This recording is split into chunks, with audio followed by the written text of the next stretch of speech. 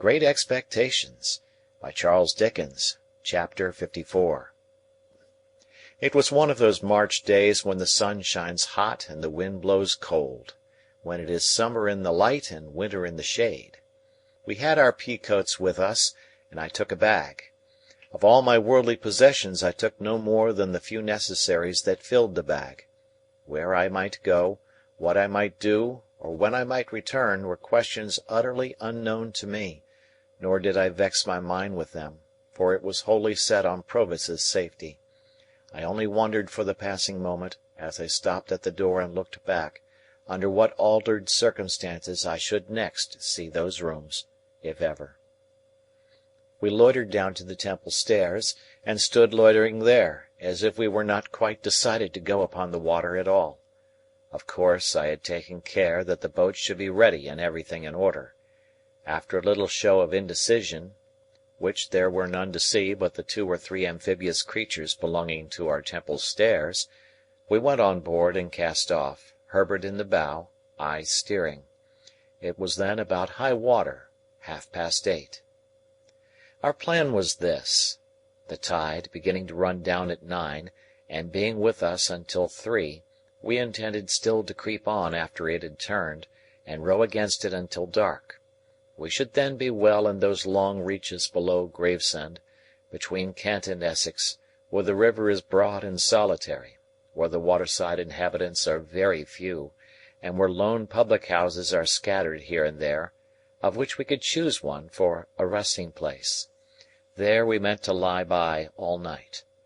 The steamer for Hamburg and the steamer for Rotterdam would start from London at about 9 on Thursday morning. We should know at what time to expect them, according to where we were, and would hail the first, so that, if by any accident we were not taken aboard, we should have another chance. We knew the distinguishing marks of each vessel.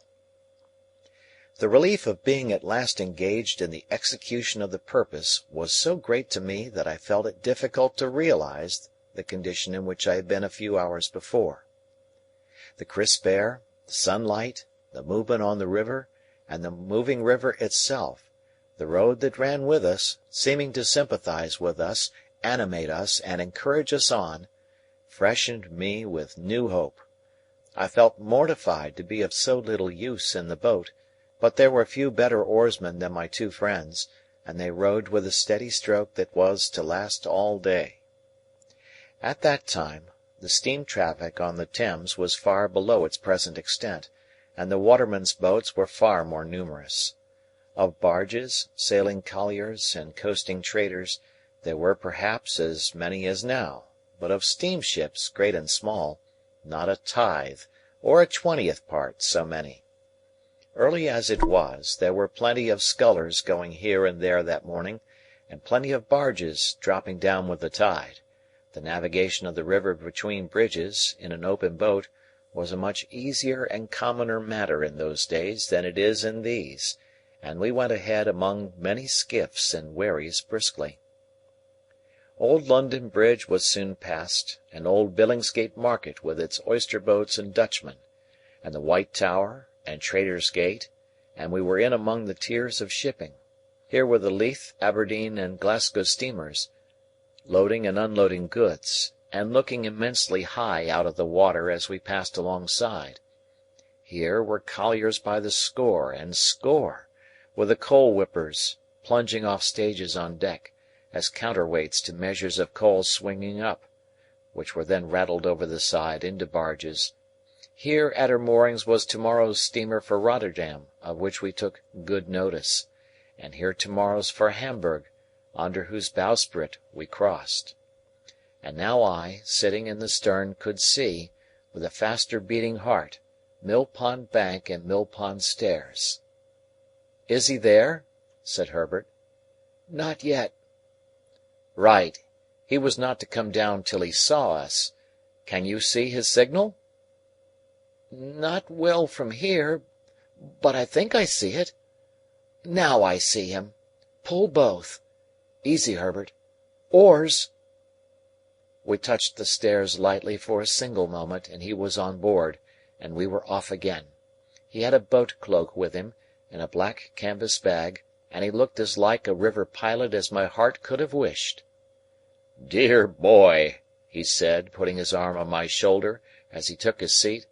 "Faithful dear boy, well done. Thank ye, thank ye."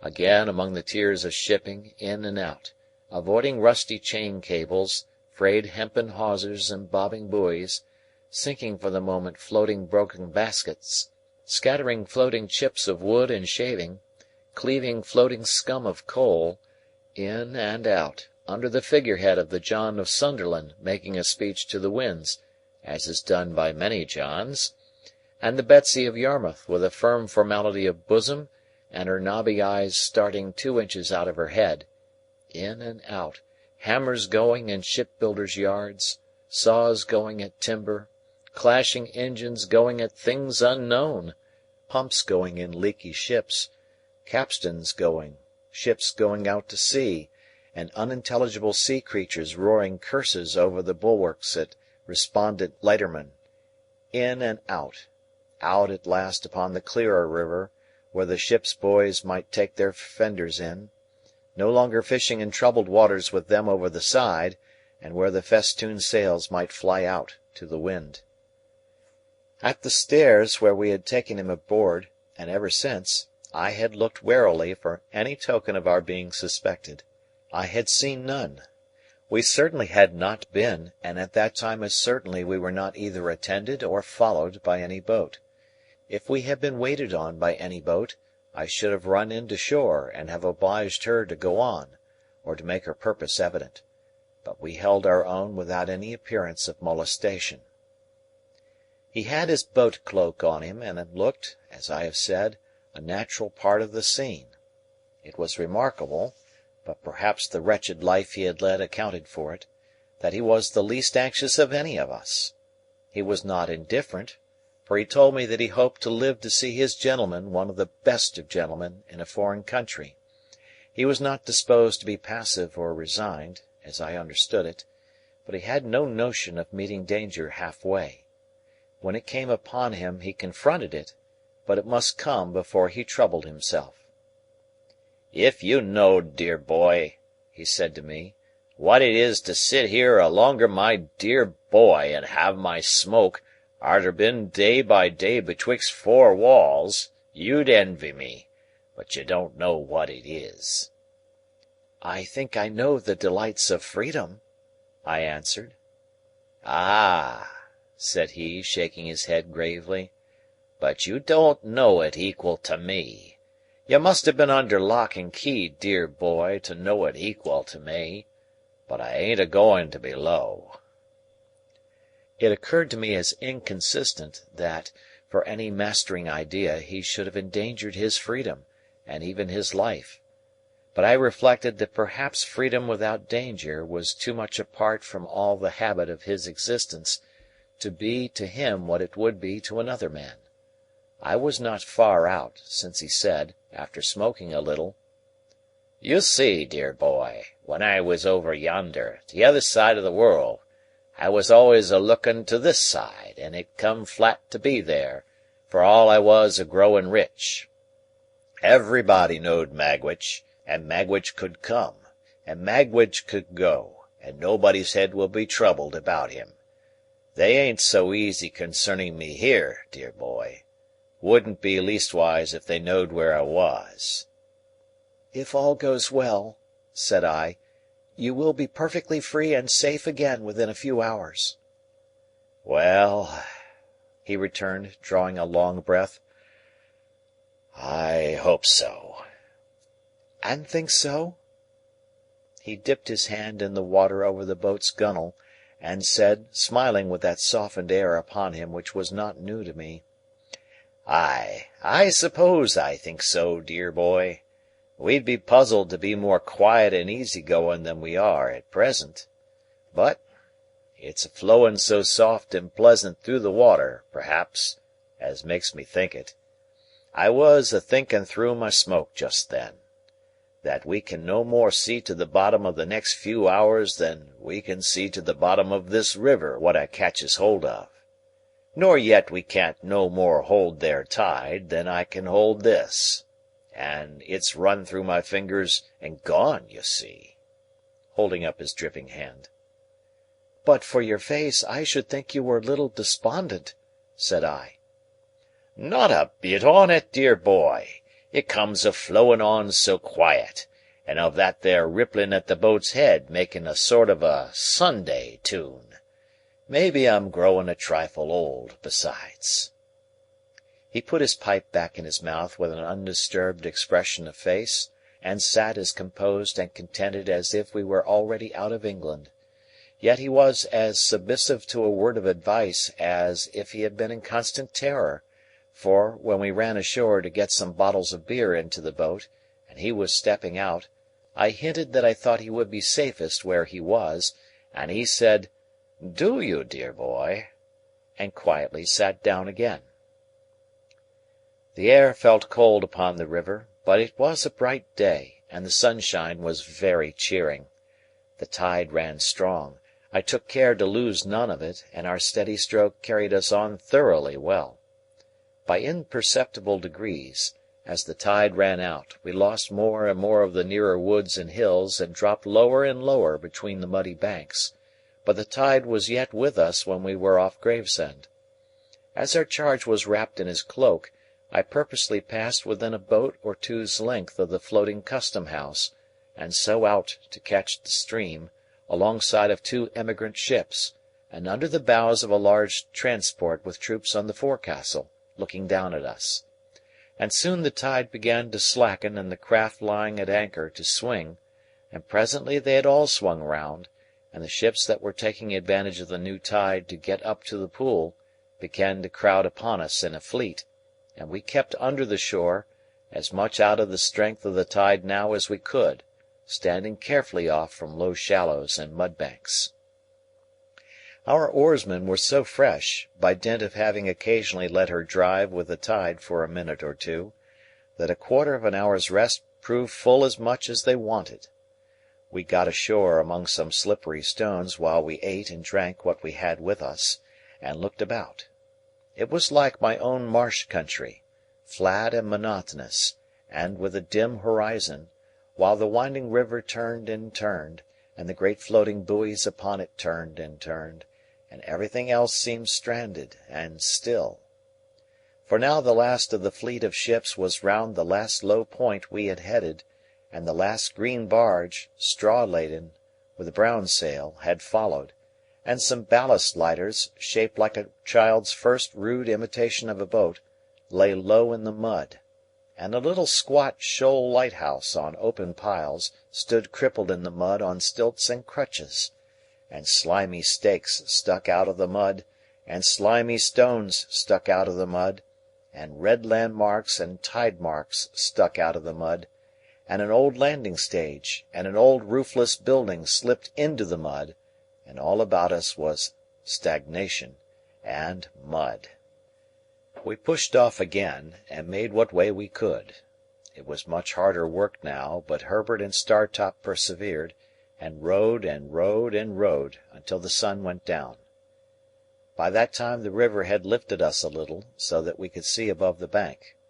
There was the red sun, on the low level of the shore, in a purple haze, fast deepening into black, and there was the solitary flat marsh, and far away there were the rising grounds, between which and us there seemed to be no life, save here and there in the foreground a melancholy gull. As the night was fast falling, and as the moon, being past the full, would not rise early, we held a little council, a short one, for clearly our course was to lie by at the first lonely tavern we could find. So they plied their oars once more, and I looked out for anything like a house. Thus we held on, speaking little, for 4 or 5 dull miles. It was very cold, and a collier coming by us, with her galley fire smoking and flaring, looked like a comfortable home. The night was as dark by this time as it would be until morning, and what light we had seemed to come more from the river than the sky, as the oars in their dipping struck at a few reflected stars. At this dismal time we were evidently all possessed by the idea that we were followed. As the tide made, it flapped heavily at irregular intervals against the shore, and whenever such a sound came, one or other of us was sure to start and look in that direction. Here and there, the set of the current had worn down the bank into a little creek, and we were all suspicious of such places, and eyed them nervously. Sometimes, "What was that ripple?" one of us would say in a low voice, or another, "Is that a boat yonder?" And afterwards we would fall into a dead silence, and I would sit impatiently thinking with what an unusual amount of noise the oars worked in the thowels. At length we descried a light and a roof, and presently afterwards ran alongside a little causeway made of stones that had been picked up hard by. Leaving the rest in the boat, I stepped ashore, and found the light to be in the window of a public-house. It was a dirty place enough, and I dare say not unknown to smuggling adventurers, but there was a good fire in the kitchen, and there were eggs and bacon to eat, and various liquors to drink. Also, there were 2 double-bedded rooms, "such as they were," the landlord said. No other company was in the house than the landlord, his wife, and a grizzled male creature, the Jack of the little causeway, who was as slimy and smeary as if he had been a low-water mark too. With this assistant, I went down to the boat again, and we all came ashore and brought out the oars, and rudder, and boat-hook, and all else, and hauled her up for the night. We made a very good meal by the kitchen fire, and then apportioned the bedrooms. Herbert and Startop were to occupy one, I and our charge the other. We found the air as carefully excluded from both as if air were fatal to life, and there were more dirty clothes and bandboxes under the beds than I should have thought the family possessed. But we considered ourselves well off, notwithstanding, for a more solitary place we could not have found. While we were comforting ourselves by the fire after our meal, the Jack, who was sitting in a corner, and who had a bloated pair of shoes on, which he had exhibited while we were eating our eggs and bacon, as interesting relics that he had taken a few days ago from the feet of a drowned seaman wash ashore, asked me if we had seen a 4-oared galley going up with the tide. When I told him no, he said she must have gone down then, and yet she "took up" too, when she left there. "They must have thought better on it for some reason or other," said the Jack, "and gone down." "A 4-oared galley, did you say?" said I. "A 4," said the Jack, "and 2 sitters." "Did they come ashore here?" "They put in with a stone 2-gallon jar for some beer. I'd have been glad to pison the beer myself," said the Jack, "or put some rattling physic in it." "Why?" "I know why," said the Jack. He spoke in a slushy voice, as if much mud had washed into his throat. "He thinks," said the landlord, a weakly meditative man with a pale eye, who seemed to rely greatly on his Jack, "he thinks they was, what they wasn't." "I knows what I thinks," observed the Jack. "You thinks customs us, Jack?" said the landlord. "I do," said the Jack. "Then you're wrong, Jack." "Am I?" In the infinite meaning of his reply, and his boundless confidence in his views, the Jack took one of his bloated shoes off, looked into it, knocked a few stones out of it on the kitchen floor, and put it on again. He did this with the air of a Jack who was so right that he could afford to do anything. "Why, what do you make out that they done with their buttons, then, Jack?" asked the landlord, vacillating weakly. "Done with their buttons?" returned the Jack. "Chucked 'em overboard, swallered 'em, sewed 'em to come up small salad. Done with their buttons!" "Don't be cheeky, Jack," remonstrated the landlord in a melancholy and pathetic way. "A custom-house officer knows what to do with his buttons," said the Jack, repeating the obnoxious word with the greatest contempt. when they comes betwixt him and his own light. A 4 and 2 sitters don't go hanging and hovering, up with one tide and down with another, and both with and against another, without there being customus at the bottom of it." Saying which he went out in disdain, and the landlord, having no one to reply upon, found it impracticable to pursue the subject. The dialogue made us all uneasy, and me very uneasy. The dismal wind was muttering round the house, the tide was flapping at the shore, and I had a feeling that we were caged and threatened. A 4-oared galley hovering about in so unusual a way as to attract this notice was an ugly circumstance that I could not get rid of. When I had induced Provis to go up to bed, I went outside with my 2 companions (Startop by this time knew the state of the case), and held another council. Whether we should remain at the house until near the steamer's time, which would be about 1 in the afternoon, or whether we should put off early in the morning, was the question we discussed. On the whole, we deemed it the better course to lie where we were, until within an hour or so of the steamer's time, and then to get out in her track and drift easily with the tide. Having settled to do this, we returned into the house, and went to bed. I lay down with the greater part of my clothes on, and slept well for a few hours. When I awoke, the wind had risen, and the sign of the house, the ship, was creaking and banging about, with noises that startled me. Rising softly, for my charge lay fast asleep, I looked out of the window. It commanded the causeway where we had hauled up our boat, and as my eyes adapted themselves to the light of the clouded moon, I saw 2 men looking into her. They passed by under the window, looking at nothing else, and they did not go down to the landing place which I could discern to be empty, but struck across the marsh in the direction of the Nore. My first impulse was to call up Herbert, and show him the 2 men going away. But, reflecting, before I got into his room, which was at the back of the house and adjoined mine, that he and Startop had had a harder day than I, and were fatigued, I forbore. Going back to my window, I could see the 2 men moving over the marsh. In that light, however, I soon lost them, and feeling very cold, lay down to think of the matter, and fell asleep again. We were up early. As we walked to and fro all 4 together, before breakfast, I deemed it right to recount what I had seen. Again our charge was the least anxious of the party. It was very likely that the men belonged to the Custom House, he said quietly, and that they had no thought of us. I tried to persuade myself that it was so, as indeed it might easily be. However, I proposed that he and I should walk away together to a distant point we could see, and that the boat should take us aboard there, or as near there as might prove feasible, at about noon. This being considered a good precaution, soon after breakfast he and I set forth, without saying anything at the tavern.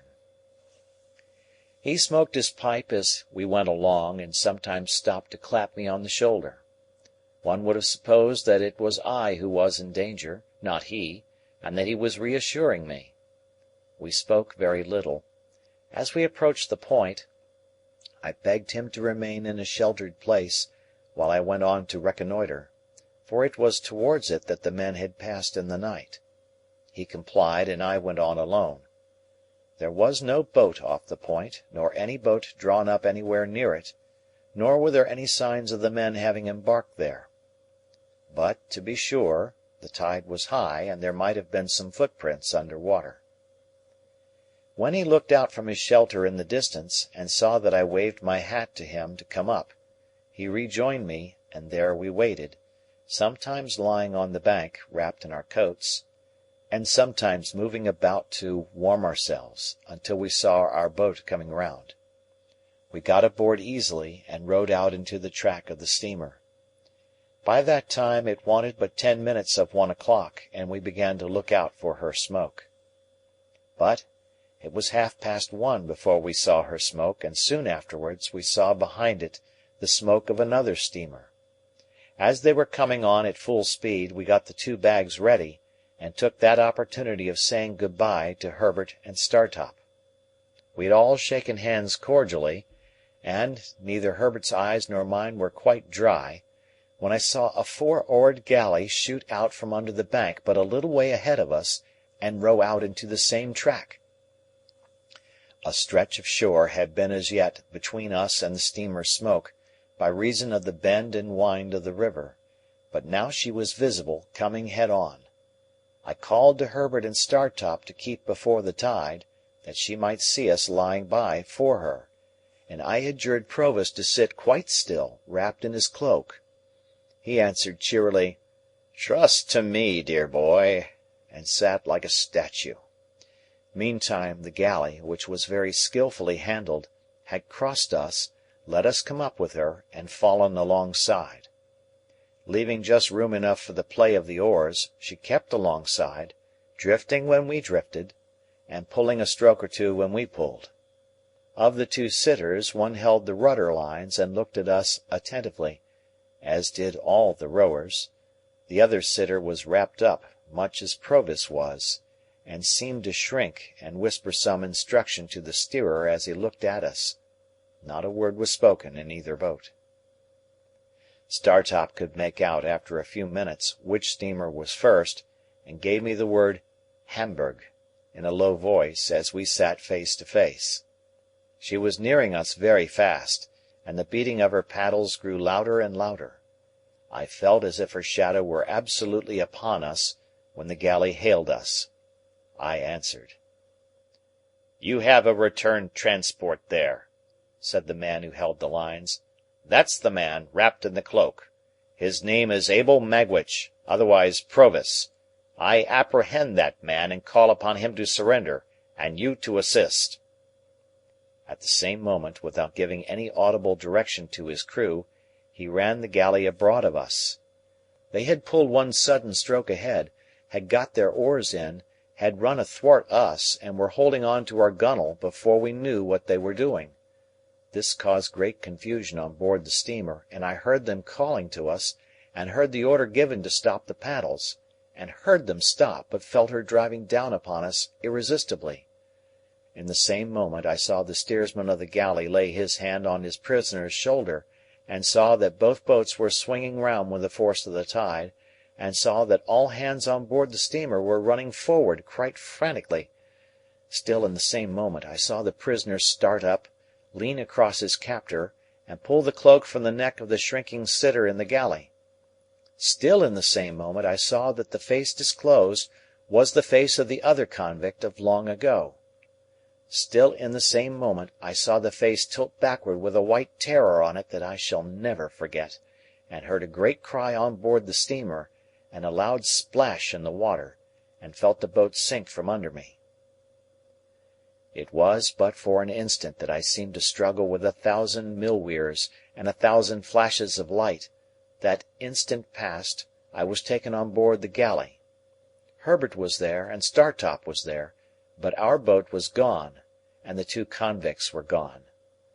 What with the cries aboard the steamer, and the furious blowing off of her steam, and her driving on, and our driving on, I could not at first distinguish sky from water or shore from shore, but the crew of the galley righted her with great speed, and pulling certain swift, strong strokes ahead, lay upon their oars, every man looking silently and eagerly at the water astern. Presently a dark object was seen in it, bearing towards us on the tide. No man spoke, but the steersman held up his hand, and all softly backed water, and kept the boat straight and true before it. As it came nearer, I saw it to be Magwitch, swimming, but not swimming freely. He was taken on board, and instantly manacled at the wrists and ankles. The galley was kept steady, and the silent, eager look-out at the water was resumed. But the Rotterdam steamer now came up, and apparently not understanding what had happened, came on at speed. By the time she had been hailed and stopped, both steamers were drifting away from us, and we were rising and falling in a troubled wake of water.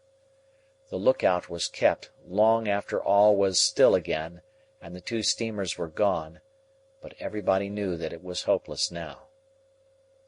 At length we gave it up, and pulled under the shore towards the tavern we had lately left, where we were received with no little surprise. Here I was able to get some comforts for Magwitch (Provis no longer), who had received some very severe injury in the chest, and a deep cut in the head. He told me that he believed himself to have gone under the keel of the steamer, and to have been struck on the head in rising. The injury to his chest, which rendered his breathing extremely painful, he thought he had received against the side of the galley.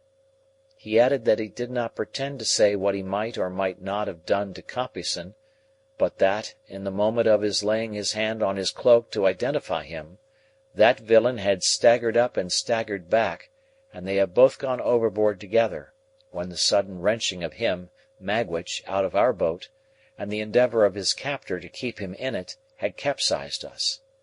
He told me in a whisper that they had gone down fiercely locked in each other's arms, and that there had been a struggle under water, and that he had disengaged himself, struck out, and swum away. I never had any reason to doubt the exact truth of what he thus told me. The officer who steered the galley gave the same account of their going overboard. When I asked this officer's permission to change the prisoner's wet clothes by purchasing any spare garments I could get at the public-house, he gave it readily, merely observing that he must take charge of everything his prisoner had about him. So the pocket-book which had once been in my hands passed into the officer's.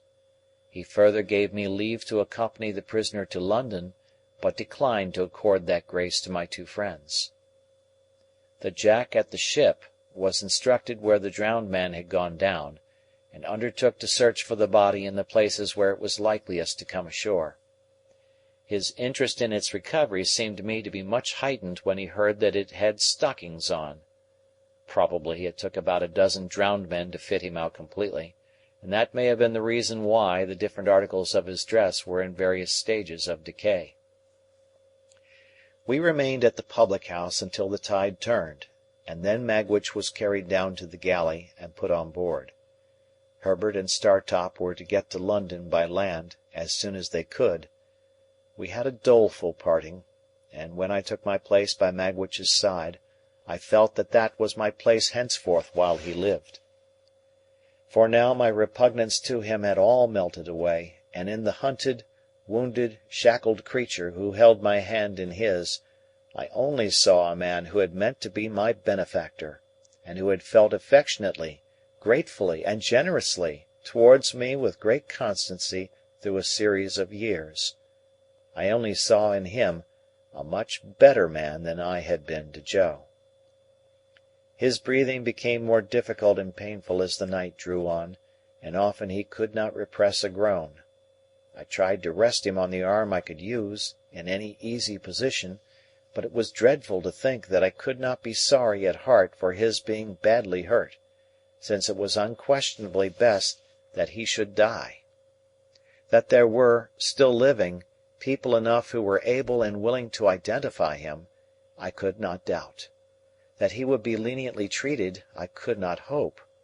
He who had been presented in the worst light at his trial, who had since broken prison and been tried again, who had returned from transportation under a life sentence, and who had occasioned the death of the man who was the cause of his arrest.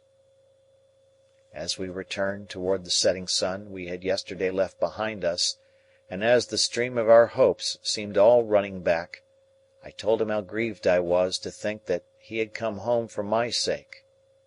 "Dear boy," he answered, "I'm quite content to take my chance. I've seen my boy, and he can be a gentleman without me." No, I had thought about that, while we had been there side by side. No, apart from any inclinations of my own, I understood Wemmick's hint now. I foresaw that, being convicted, his possessions would be forfeited to the Crown. "Look'ee here, dear boy," said he, "it's best as a gentleman should not be knowed to belong to me now. Only come to see me as if you come by chance alonger Wemmick. Sit where I can see you when I am swore to, for the last of many times, and I don't ask no more." "I will never stir from your side," said I, "when I am suffered to be near you. Please God, I will be as true to you as you have been to me." I felt his hand tremble as it held mine, and he turned his face away as he lay in the bottom of the boat, and I heard that old sound in his throat, softened now, like all the rest of him. It was a good thing that he had touched this point, for it put into my mind what I might not otherwise have thought of until too late, that he need never know how his hopes of enriching me had perished. Chapter